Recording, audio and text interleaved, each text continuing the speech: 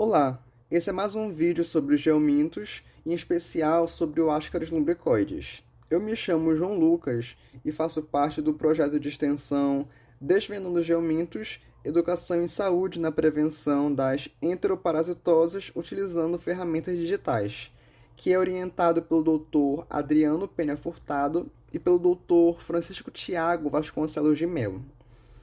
O Ascaris lumbricoides ele é conhecido popularmente pelos termos lombrigas ou bichas, e é o causador da parasitose chamada ascaridíase, que também pode ser chamada de ascaridiose ou ascaridose.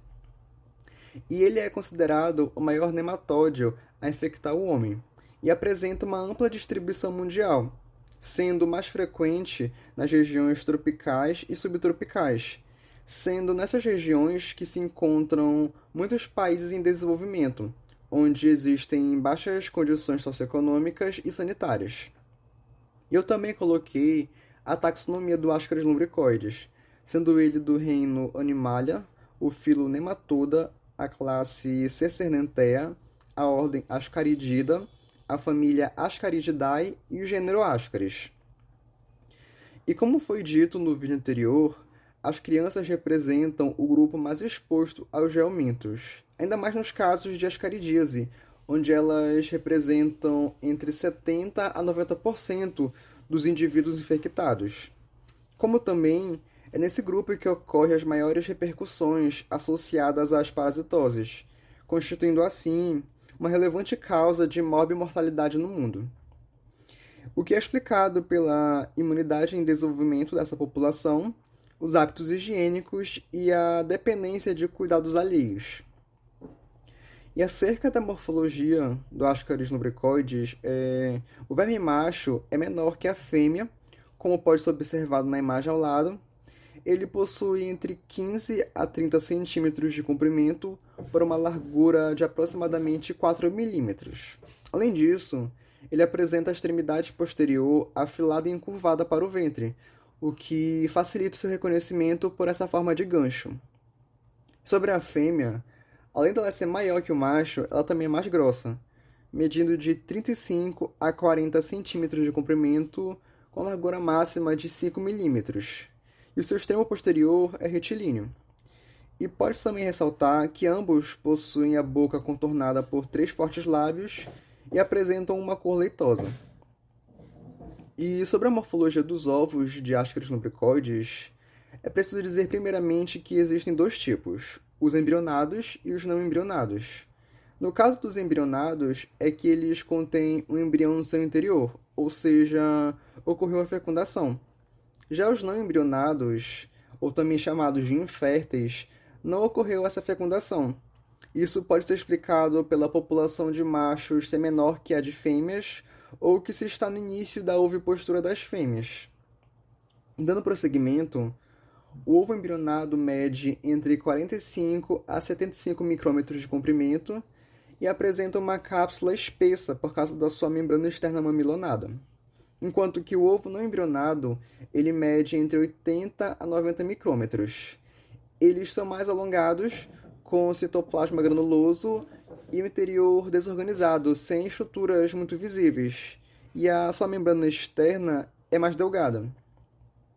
E sobre a casca dos ovos de Ascaris lumbricoides, elas possuem 3 camadas. A externa, que é chamada de mamilonada, e é a característica marcante dos ovos.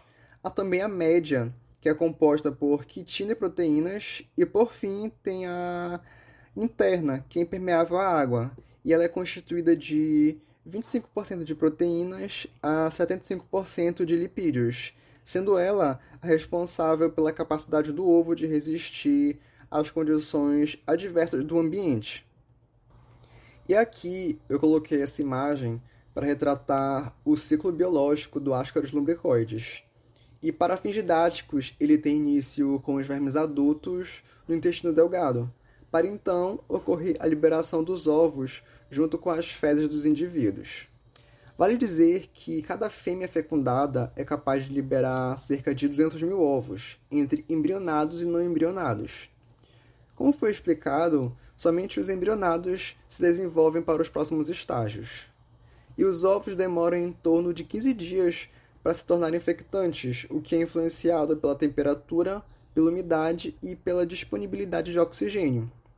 Assim, nesse período, as larvas passam por três mudas, a L1, a L2 e a L3, sendo a última conhecida por ser a forma infectante. E a transmissão então acontece pela ingestão de água ou alimentos contaminados, com os ovos que possuem as larvas L3. Assim que são ingeridos, eles atravessam o trato digestivo e eclodem no intestino delgado. E essa eclosão ocorre por fatores relacionados ao hospedeiro, como no caso pH, temperatura, sais e a concentração de monóxido de carbono, cuja ausência inviabiliza a eclosão.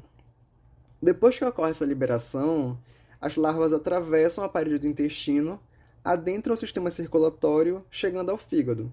Isso num período de 18 a 24 horas após a infecção. Aí, passando-se 2 a 3 dias, elas são encontradas no coração e atingem os pulmões 5 dias depois. Essa passagem pelos pulmões é conhecida como ciclo de Loss. Inclusive, pode-se desenvolver a chamada síndrome de Loeffler, que é marcada por uma importante eosinofilia, que pode ser definida como pneumonia eosinofílica. Aí, as larvas irão se transformar em L4 8 dias depois, rompendo os capilares do pulmão e atingindo os alvéolos, sendo que aqui nos alvéolos elas irão se transformar em L5. Assim, elas sobem pela árvore brônquica, chegando até a traqueia e a faringe, onde poderão ser devolvidas ao meio ambiente com a tosse, ou vão ser engolidas novamente e chegarão ao intestino, para finalmente sofrerem a última mudança, transformando-se em vermes adultos, para então copularem e novos ovos serem liberados no ambiente, e assim reiniciar todo esse ciclo. E uma informação interessante é que os vermes adultos podem sobreviver no ambiente intestinal por 1 a 2 anos. E agora, falando sobre a sintomatologia, as alterações causadas pela ascaridíase é diretamente relacionada com o número de vermes que infectam o indivíduo, visto que é uma doença normalmente assintomática, pois o número de vermes adquiridos tende a ser pequeno. E quanto maior for a quantidade de parasitos, mais evidente ficam as manifestações. Vale dizer que as larvas de Ascaris lumbricoides não se multiplicam dentro do hospedeiro. A única forma delas se acumularem é pela exposição frequente aos ovos. Assim, em infecções maciças, podem ser encontradas manifestações intestinais, hepáticas e pulmonares. Nas manifestações intestinais, a mais marcante é a ação exfoliativa que o Ascaris lumbricoides tem, ou seja, ele é responsável por consumir uma grande quantidade de proteínas, lipídios, carboidratos e vitaminas do indivíduo, podendo também afetar a atividade da enzima lactase, que é responsável pela digestão da lactose. Além disso, podem surgir sinais e sintomas como dor e distensão abdominal, mal-estar, má digestão, perda de apetite, náuseas, vômitos, diarreia e o emagrecimento. E durante a passagem dos vermes pelo fígado, podem ocorrer abscessos hepáticos e hepatomegalia, que é o aumento do tamanho do fígado, como também podem ser vistos pequenos focos hemorrágicos e necróticos que, posteriormente, poderão ser focos de fibrose. Isso tudo vem acompanhado de hiperglobulinemia, ou seja, o aumento na concentração de anticorpos no sangue, pois se refere às imunoglobulinas e também surge um mal-estar geral. E agora, sobre as manifestações pulmonares, o que costuma ocorrer é a chamada síndrome de Loeffler, que é o comprometimento do trato respiratório marcado por um acúmulo de eosinófilos no pulmão, em decorrência do processo inflamatório que a passagem do Ascaris lumbricoides desencadeia, ocorrendo principalmente nas crianças, e pode se instaurar um quadro de febre, bronquite e pneumonia. Outra coisa interessante de se comentar é que o parasito pode desencadear um processo chamado infecção ectópica, ocorrendo quando o verme sai do intestino e adentra outros órgãos. Esse mecanismo é chamado de migração errática. O Ascaris lumbricoides tem uma tendência a penetrar pequenos orifícios, como por exemplo os dutos biliares e pancreáticos, o que causa infecções nas vias biliares por obstrução mecânica. Agora, sobre o diagnóstico da ascaridíase, ele pode ser feito por critérios clínicos laboratoriais. Contudo, o diagnóstico clínico não é muito utilizado. Isso porque, como foi dito anteriormente, ela é uma infecção comumente sintomática. A não ser, claro, que ocorra a visualização direta das larvas ou vermes adultos, liberados nas fezes ou exteriorizados pelo nariz, olhos ou outros locais. Desse modo, podem ser empregados o teste de síndrome de Loeffler, que é baseado na análise dos sintomas respiratórios, juntamente com evidências radiológicas, como também a observação do hemograma e pela execução de testes imunológicos.